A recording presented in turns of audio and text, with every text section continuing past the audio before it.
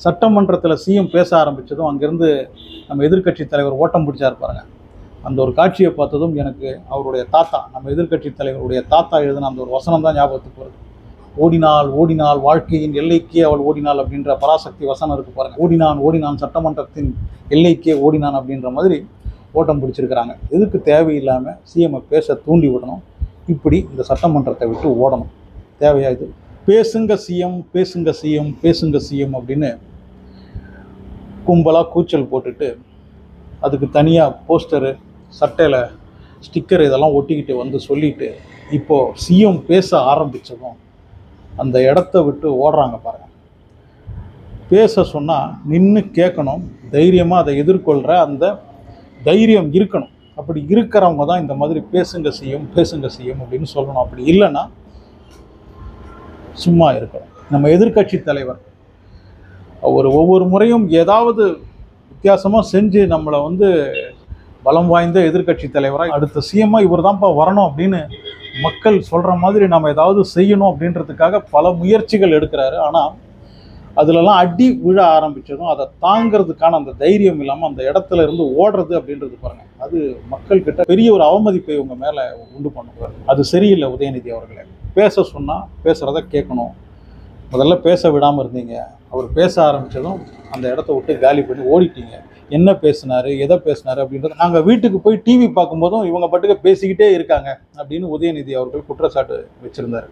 நீங்கள் ஏன் வீட்டுக்கு போகிறீங்க? நின்று முழுசாக கேட்டுட்டு அந்த அவை முடிகிற வரைக்கும் இருந்துட்டு போக வேண்டியது தானே. உங்களை யார் ஓட சொன்னால்? ஒவ்வொரு முறை ஒரு சட்டமன்றம் நடக்கும்போதும் ஒவ்வொரு நாளைக்கும் கோடிக்கணக்கில் செலவு ஆகுது மக்களுடைய வரிப்பணம். அப்படி இருக்கும்போது அவைக்கு வந்தீங்க அப்படின்னா அமைதியாக நின்று கேட்டுட்டு மக்களுடைய பணத்தை சரியாக உங்களுடைய கேள்வி மூலமாக என்னென்ன தேவையோ அதையெல்லாம் கேட்டுட்டு மக்களுக்கு பிரயோஜனமான ஏதாவது ஒரு வேலையை செஞ்சுட்டு போகணும். அதை விட்டுட்டு ஏதாவது ஒரு 2 நிமிஷம் ஸ்டண்ட் பண்ணிவிட்டு அங்கேருந்து இடத்த காலி பண்ணிவிட்டு போகிறதுக்கு உங்களுக்கு எதுக்கு அந்த மாதிரி பதவி? உங்களுக்கு எதுக்கு ஒரு எதிர்க்கட்சி தலைவர் பதவி அப்படின்னு மக்கள் கேட்பாங்க. அதனால் இந்த ஷோ அதை காட்டுறதையெல்லாம் விட்டுட்டு டிவியில் காட்டுறாங்களே, நாமளும் 2-3 படத்தில் நடிச்சிருக்கிறோமே, அந்த ஹீரோயிஸ் எல்லாம் காட்டலாம் அப்படின்ட்டு சிஎம், அதாவது நம்பர் 1ல் இருந்த ஒருத்தர்கிட்ட போயிட்டு நீங்கள் இந்த ஷோ பிஸ்னஸ்லாம் பண்ண ஆரம்பிச்சிங்கன்னா கண்டிப்பாக அதில் பதிலடி சரியாக விழும் அப்படின்றது தான் இன்றைக்கி தெரிஞ்சது. அதுதான் அவர் சொன்னார். சிஎம் அவர்கள் என்ன பேசுன்னு சொல்லிவிட்டு நான் பேச ஆரம்பித்ததும் இங்கேருந்து ஓடுறீங்க. 5 நிமிஷம் பேசுனதுக்கே குளத்தூரில் என்ன ஆச்சு அப்படின்னு அவர் சொல்கிறார். அதாவது சும்மா இருக்கிற சங்க ஊதிக்கு எடுத்தான் அப்படின்ற மாதிரி சும்மா இருந்த சிஎம் அவர் எப்படி இருந்தாலும் பேசியிருப்பார்.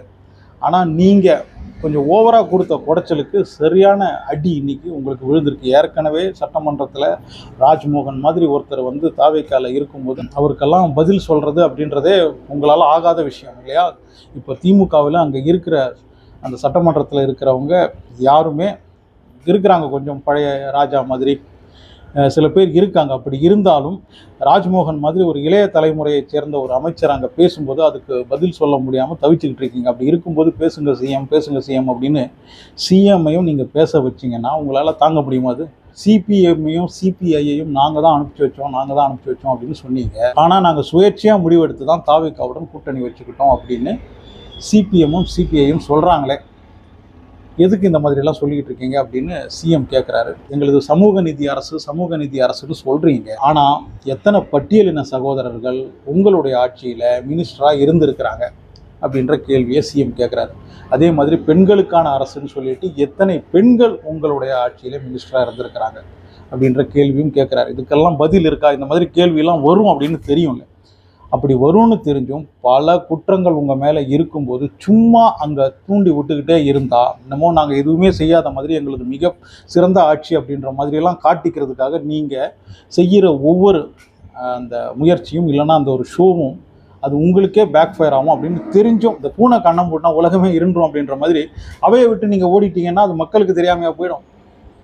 நீங்கள் தான் அங்கேருந்து போகிறீங்க, ஆனால் அது லைவாக போய்கிட்டு இருக்கு. மக்களுக்கு அங்கே என்னென்ன நடக்குது அப்படின்றது நல்லாவே தெரியுது. அதனால் நீங்கள் அங்கேருந்து ஓடினாலும் நீங்கள் என்னென்ன தப்பு பண்ணியிருக்கீங்க, கடந்த 5 வருஷத்தில் திமுக அரசு எந்தெந்த மாதிரி மக்களை ஏமாத்தினாங்க அப்படின்றதெல்லாம் அங்கே மக்களுக்கு புரியும். நீங்கள் அங்கேருந்து ஓடிட்டீங்க அப்படின்னா அதெல்லாம் தெரியாமல் இருக்காது. உங்ககிட்ட பதில் இல்லாததுனால அந்த இடத்துலேருந்து நீங்கள் ஓடலாம். ஆனால் மக்களுக்கு இதெல்லாம் புரியும்.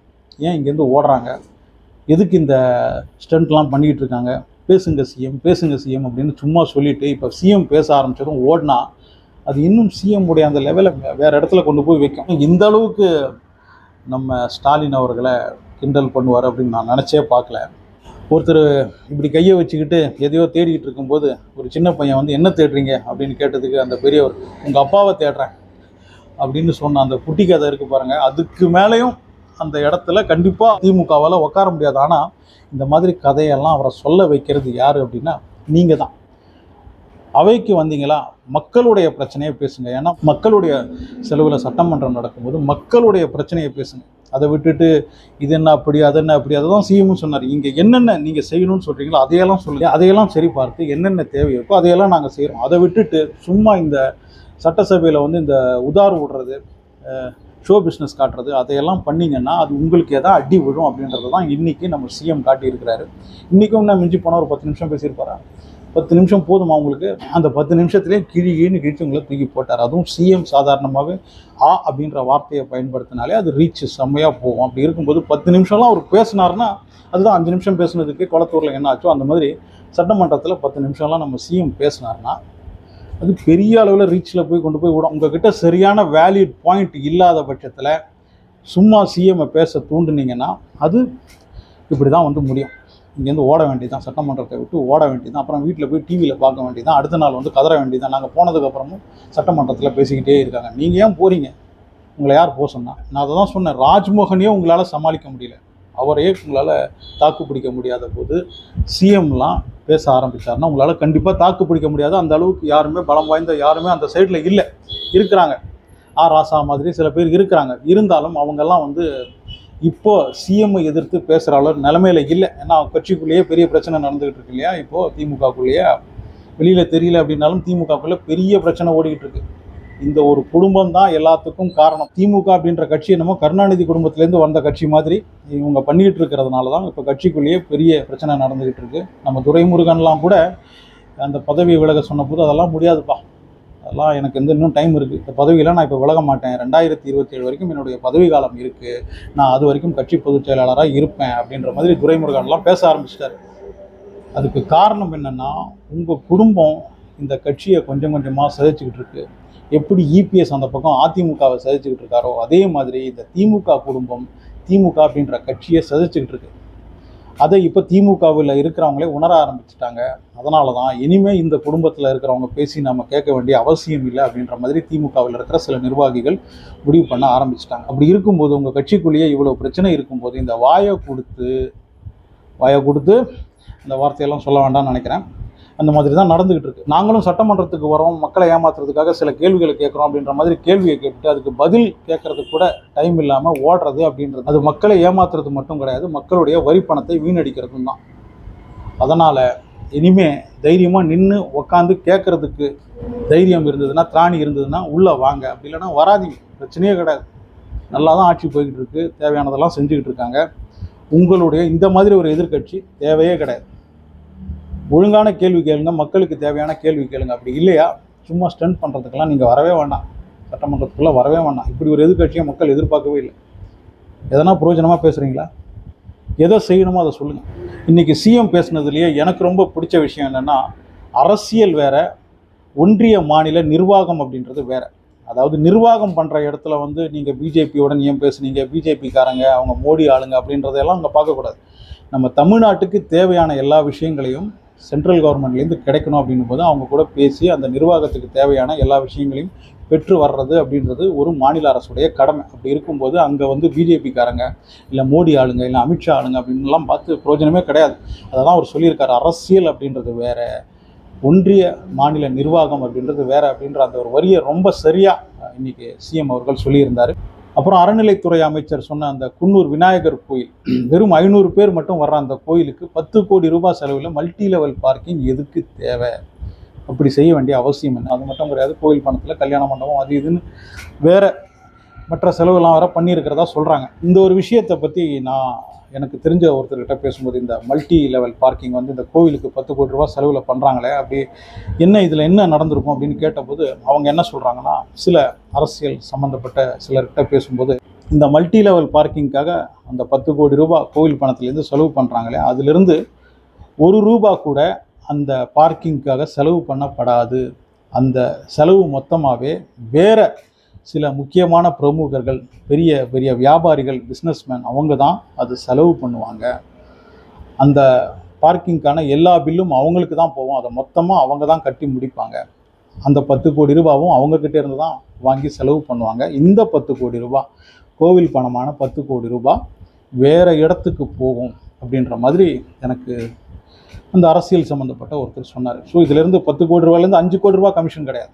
10 கோடி ரூபாவுமே சில சம்மந்தப்பட்ட இடத்துக்கு போகுது. இந்த பார்க்கிங் எல்லாம் வந்து வேறு பிரமுகர்கள், அரசியல்வாதிகளால் என்னென்ன தேவை இருக்கோ அந்த அவங்களுக்கு தேவை இருக்கும் இல்லையா, சில பிஸ்னஸ்மேனுக்கெல்லாம் பல அரசியல் தலைவர்களுடைய தேவை இருக்கும். அப்படி இருக்கும்போது இந்த 10 கோடி ரூபாய் அதுக்காக அவங்க செலவு பண்ணுவாங்க.